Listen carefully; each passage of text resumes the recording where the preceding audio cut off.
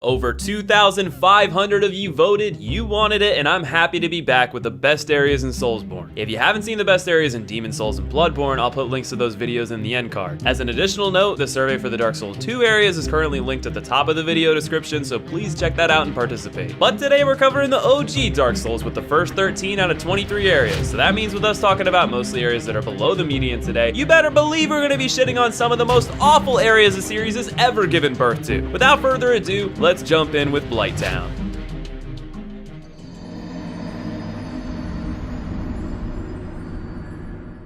Oh, the look on your face. No, really, I'm legitimately surprised it isn't BLIGHTTOWN 2. Not because I personally think BLIGHTTOWN is the worst area, but because I know how many people hate it. Apparently they hate the Lost IZALITH a hell of a lot more. Hell is an appropriate word because this is essentially the Dark Souls version of the Underworld, both in appearance and in experience. Fuck this place, fuck the bosses, fuck this thing, fuck reskins, fuck ganks, and fuck lava that is so painfully bright it makes you want to cut your eyes out. Granda's eyes. Whoops, wrong game, but it wouldn't be a DMod vid if I didn't put the penultimate Souls experience somewhere in the video. Really, you know it all already. This area was a casualty of time in the development cycle for Dark Souls and Miyazaki when faced with two decisions.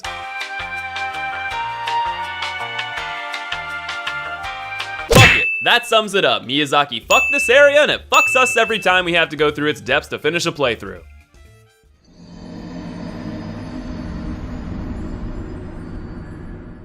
Now, the Lost IZALITH I can get behind. It sucks, but we've already covered that. The depths, on the other hand, I can't say I'm the biggest fan of for sure, but there's certainly other areas I expected to beat it out. But I'll join in with you all and put it down with my verbal beating stick. This area has the aesthetic quality of the depths of my asshole. There's rats, there's dog rats, there's big ass rats, there's these taunting motherfuckers. DMod, please stop, we've been fucked enough. Well, it's just never a fun place to go. In my most recent stream of the game, I swear I died to the hollows with torches so many damn times. The combos. Really though, I just don't think this area does a whole lot to shine, and it's introductory to one of the most hated areas in the entire series.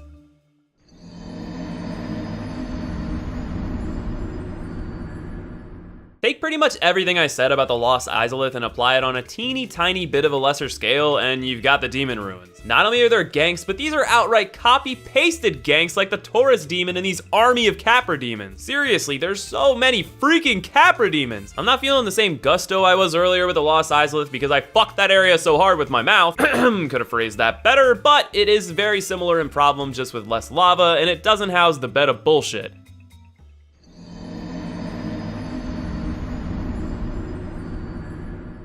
This area though, my god, it's like my gusto is coming back to me in full force. You know why? I hate dark areas. But DMod, it's called Dark Souls. Shut your stupid face. I don't care if it's called Dark Souls. When I play a game, I at least expect to be able to see where the fuck I'm going. You can't see anything in this godforsaken place. They added tons of comically large skeletons to jump you throughout the darkness and hilariously decided this area of all the areas was gonna be their slip and slide fun land. Yeah, there's stones to guide you. Yeah, there's the skull lantern. I get it. There's ways to work around the area's issues. But forget that nonsense. You know what I do every time I have to go through this place? Run for my life. And I've gotten pretty good at it too. I'm gonna speed this up while I'm talking to you so you can watch me go. Whee!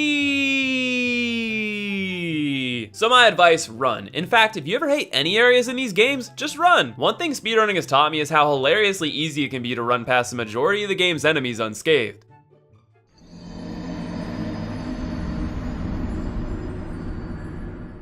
Wow, that took us a lot longer than I thought. In terms of voting for the choice of worst area from the whole list, over a third of voters chose it as their worst. But surprisingly, it's actually just inside the top third of choices for best area. To be honest, I can see where both ends of the spectrum are coming from. On one hand, this area embodies a lot of what Dark Souls is about, punishing an unforgiving challenge. You could certainly argue that a lot of it borders on being unfair like the toxic dark bastards, but in the same vein, at least they don't respawn when killed. I think one of the biggest reasons this area is hated so much is a vast majority of the player base play the game on Xbox 360 or PS3, and I've heard horror stories of frames dropping below 5 per second in this area. That's damn unplayable, and stacking that on top of the brutal nature of this poisonous underbelly of Lordran, I can totally get it. But when using DS-Fix on PC and playing at 60 frames per second, the area feels a lot easier to handle. Mind you, I often take the back door with the master key though. Going in the regular way is much more of a hassle, so personally, I think I'm kind of split on this one. I definitely think it deserves to be in the bottom half, but at the same time, I don't think it's the worst altogether, so I'm actually quite happy to see where the community placed it.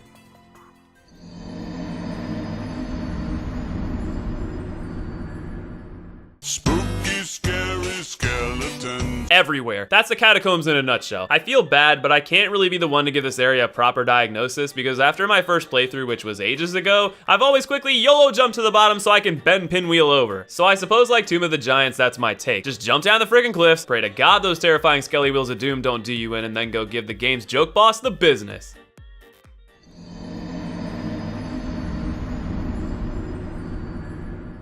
Judging the votes the Darkroot Basin received, being in the middle of the pack for worst area indicating a mixed opinion, and getting the least votes for best, it seems like this area suffers from painful indifference. I can completely understand why, there's really just not a lot to it. Other than the Hydra, the entrance to the DLC, and a couple of neat items, there isn't much to cry home about. I'll say one thing though, it's showing of the quality of the Dark Souls areas overall that our painfully average areas are coming in before we've even reached the halfway point.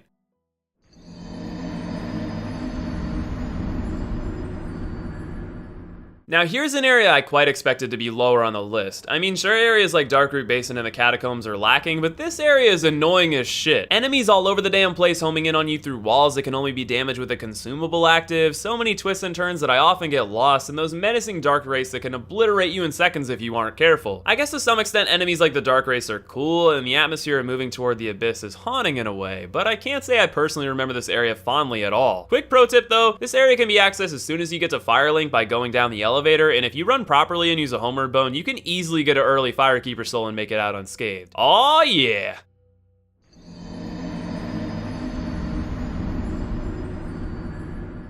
On the opposite end of the new Londo spectrum, I'm quite shocked to see the Undead Asylum rank in the middle of the pack. I guess there's some pretty stiff competition, but even so, I remember this area so fondly as a tutorial area done perfectly, especially in the context of Souls. The game starts off with breaking you out of a cell and taking on maddened enemies that put up no fight. You're introduced to the safety of a bonfire and immediately have that sense of security, battered and beaten when you get ambushed by a boss in the first minutes of the game. I'm sure loads of players made the mistake of trying to take the demon down without running through the gate, leading to punishing frustration. It's clever designed to route the player out, get them equipped, ramp the difficulty slightly up with tougher hollows, and even give the player a chance to get a cheeky drop attack in the second engagement. Knowing that you had to topple a boss to escape the asylum and become the undead of legend kicked off an incredible tone that sets the game up so well. Still, there isn't a whole lot to this area, and your return is lackluster, more so because you face a reskin demon rather than a new boss, but I still hold this area dear in my mind as one of the best gaming tutorials of all time.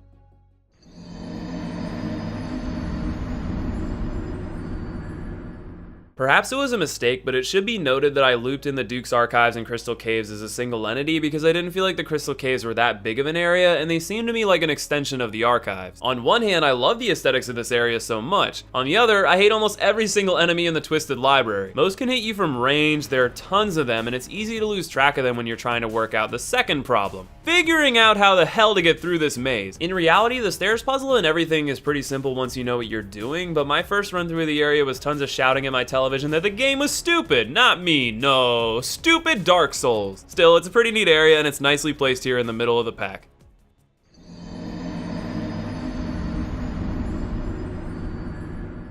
Honestly, there really isn't much to this area. It's a basic introduction into the DLC and is half boss arena to the Sanctuary Guardian. But in many ways, this entry area feels so different in tone from the rest of the game, especially when you were just pulled in from the dark and dreary Darkroot Basin, so I find it quite memorable. That me area with the bonfire is absolutely gorgeous. Other than that though, there's not too much to it. It's simply an aesthetically pleasing intro into the game's DLC.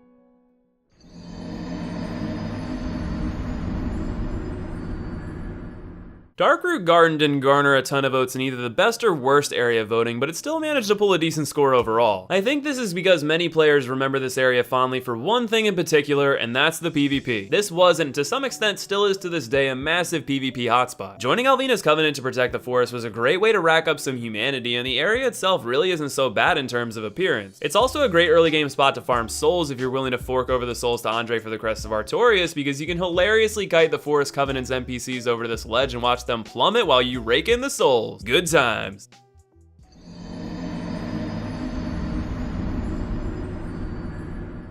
The latter half of the game's first main area feels much like an amped up version of the Burg. You'll be facing a lot of the same enemies, albeit with higher HP and tougher configurations, and there's plenty of traps to go around. You'll also get introduced to some tougher knights, but if you persevere to the beloved Andre, Andre, how did I forget you on the waifu list? Well, there's only one way to correct that mistake. We've got to pretend like you never existed. Yeah, that'll do it. Wait, Andre, no, what are you doing? Stop that, Andre. You won't make it through the night without employing my services. And with that, we've concluded the first half of the areas in Dark Souls. We talked about the scum of the game, the so-so, and we got to delve a bit into the game's greater spots. But next time, we'll start swinging away at the heavy hitters with the top 10 best areas in Dark Souls. If you want to get all the latest video updates, be sure to follow me on Twitter. Also, check me out on Twitch where I stream, and I've been working on doing some Dark Souls speedruns and challenge runs. And as always, thank you all for watching, and I'll see you in the next video.